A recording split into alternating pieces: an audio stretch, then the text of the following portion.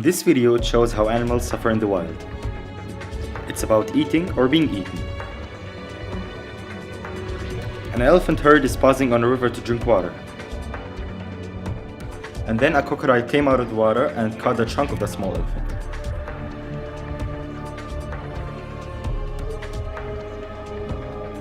Thanks to his mother who saved him from losing his trunk.